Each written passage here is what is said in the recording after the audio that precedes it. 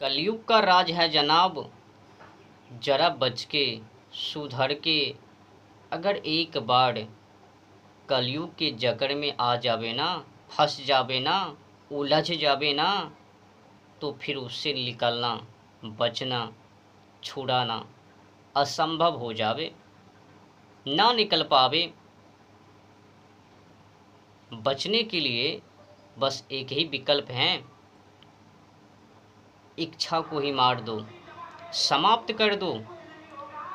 अगर मन में इच्छा रहबे, चाह रहबे, लालच रहबे, तो आपको पता है ना, लालच, अधिक लालच करना बुरी बात है।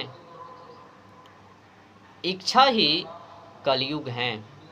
जो ही इच्छा करबे संसार से कि हमें ये चाहिए, कोठी चाहिए, बंगला चाहिए, पुत्र चाहिए, तो चाह चाह के चक्कर में चाह पी लेवे एक दिन और यहाँ से अलविदा हो लेवे मोह माया से जकड़ के। जो ही आप संसार से कुछ मांगबे, उम्मीद करबे कि हमें ये चाहिए वो चाहिए, तो ही वहाँ पर माया उपलब्ध हो जावे। जो ही माया, तो माया ही कलयुग है, कलयुग ही माया है। ऐसे तो कलयुग हर युग में, एक भी युग में ये माया खाली नहीं, कलयुग खाली नहीं। हर एक युग में ये माया उपलब्ध है, पर ये लोग छुपा रहे हैं, अलग विषय है। तो कलयुग क्या है, कलयुग का मतलब क्या है? बस चाह ही कलयुग है, कलयुग ही चाह है। जो ही इच्छा रखबे, कुछ चाहबे संसार से, तो ही माया घेर लेबे। जो ही माया घेरबे, तो ही कलयुग उपलब्ध हो जावे, जिसका नाम है कलयुग। तो कलयुग में ऐसा वैसा क्यों करना होवे। एक बात और, आज की समय में मैं देखता हूँ तथाकथित को कि कलयुग के नाम पर लोगों को भ्रमित कर दिया, मल मूत्रों में ढकेल दिया, मानव के ऊपर कीचड़ को उछाल दिया, कुछ भी कह के उनको भ्रमित कर उनसे ठगने के लिए सिलसिला जारी। कुछ दान कर दो तो भला होवे, तुमको स्वर्ग मिलवे, अगर दान ना करबे तो नरक मिलवे। उनको सपोर्ट कर दो तो ऊपर में वो गद्दी मिलवे, नहीं सपोर्ट करबे तो गद्दी छीन लेवे। अनेक कहानी है, समझने वाले इशारे के माध्यम से समझ जावे। बुद्धिमान व्यक्ति के लिए केवल इशारे ही काफ़ी हैं।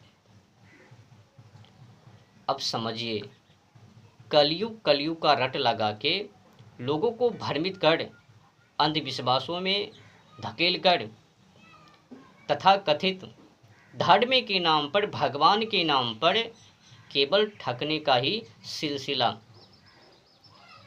उनसे भलाई नहीं है, समाजों की हित नहीं है, कल्याण नहीं है, केवल ठगने के लिए सिलसिला जारी रखे हैं। कोई उम्मीद नहीं है तथाकथित से। बताओ ना, अगर तथाकथित से भलाई होता तो फिर गौ माता की जबह पहले की समय से अधिक आज क्यों? रेप के मामले में ये देश आगे क्यों? हिंदू माँ बहन प्रति वर्ष एक साल में 5 लाख से अधिक गायब क्यों? मुसलमान में शामिल क्यों? मुसलमान के बच्चे हिंदू माता बहनों को फुसलाकर उनको नष्ट क्यों कर देता? करोड़ों करोड़ हिंदू इधर से उधर बमपंथी में शामिल क्यों हो लेता? उसमें शामिल क्यों? सवाल उठता है ना।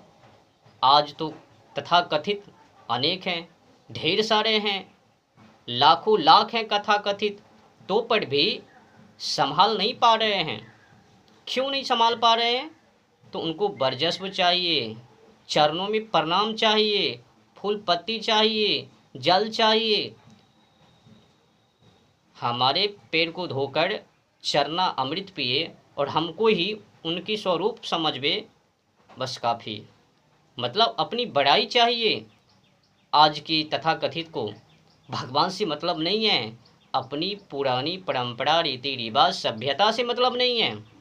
बस भक्त श्रद्धालु लोग आवे, चरणों में वो दंडवत करवे, फूल पत्ती को चढ़ावे, जल को चढ़ावे, जल से पैर को धोवे और उस पानी को कर लेवे हो। अभी यमराज से छुटकारा। ऐसा लगता है कि वो यमराज इनका बाप लगवे, रिश्ते में कुछ भी नहीं होता है।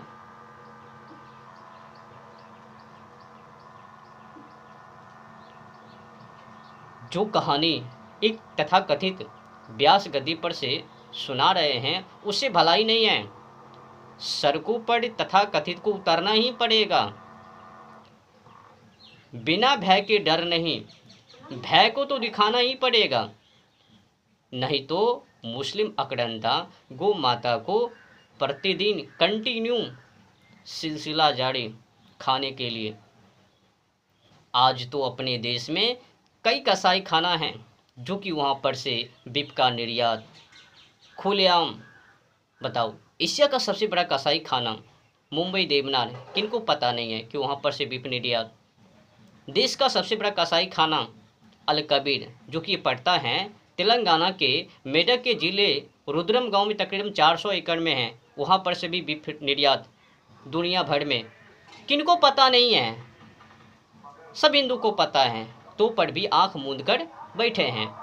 कथा व्यास पर बैठकर आंख मूंद कर अंधाधुन अंधविश्वास, भ्रमितियाँ कहानी। केवल भगवान के चटुताकार चापलूसी, क्या उससे रक्षा हो जावे धर्मों की? क्या गौ माता को बचा लेवे केवल बकठोटी करने से, या फिर सड़कों पर उतरने से? शांति के माध्यम से शांति दूत स्थापित ना होवे, कुछ तो करना ही पड़ेगा। भगत सिंह के जैसे कला को दिखाना ही पड़ेगा। 7,32,780 क्रांतिकारी के जैसे कला को कर दुनिया से जाना ही पड़ेगा। जिस तरह से देश को आज़ादी दिलवाने के लिए फांसी फंदे को चूमा है 7,32,780 क्रांतिकारियों ने, उसी तरह से गौ माता को रक्षा करने के लिए, धर्म को बचाने के लिए, अपनी हिंदू माँ बहनों को बचाने के लिए, संस्कृति को बचाने के लिए सड़कों पर उतरना ही पड़ेगा।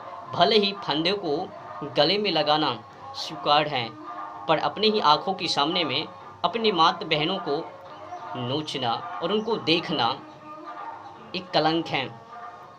और एक कथा कथित अपने ही आंखों के सामने हम देख रहे हैं, प्रतिवर्ष हर एक वर्ष 5 लाख से अधिक हिंदू माँ बहना गायब हो रही है। पता नहीं वो कहाँ जा रही है। कई को नष्ट कर दिया जाता है, कई को शामिल कर लिया जाता है, कई को बर्बाद कर दिया जाता है, कई को छोड़ दिया जाता है बाल बच्चों को पैदा कर। और तो देखो ना, क्या बताऊं, ये तथाकथित लोगों ने कलयुग कह के लोगों को भ्रमित कर डरा कर नाम के पीछे लगा दिया, खुद नाम के पीछे और जनता जनार्दन को भी नाम के पीछे लगा दिया। नाम से ही कल्याण है, मतलब केवल चापलूसी से ही, चतुताकार से ही वो भलाई है, स्वर्ग प्राप्ति है, भगवान प्राप्ति है। भले ही मानव के अंदर मानवता नहीं, इंसानियत नाम का कोई चीज़ नहीं। भले ही धर्म के लिए कुछ करबे ना करबे, नाम जाप करो, स्वर्ग सिधर जाओ। ये बुद्धि की बर्बादी है, जीवन की बर्बादी है। केवल नाम के माध्यम से भगवान को प्राप्त नहीं, नाम के साथ साथ कर्म को भी करना पड़ेगा। अच्छा बताओ, हम व्यास गद्दी पर बैठ गए और वहाँ से भाषण कर दिया, जो ऐलान किया उसके के लिए सड़कों पर नहीं उतरा, तो क्या केवल नाम लेने से वो रक्षा हो जावे, भलाई हो जावे, हितकारी का काम हो जावे? नहीं ना, सड़कों पर उतरना ही पड़ेगा ना। जहाँ पर कसाई खाना है, गौ माता का बीफ निर्यात, वहाँ पर तो ढाबा बोलना ही पड़ेगा ना। पर नहीं, वहाँ पर ढाबा बोलवे, वहाँ पर हमला करवे, आक्रमण करवे, खिलाफत करवे, जहाँ पर कि जहाँ से कोई उम्मीद ही नहीं है जीतने की। क्षमा कीजिए, सच्चाई है तो सच्चाई कड़वी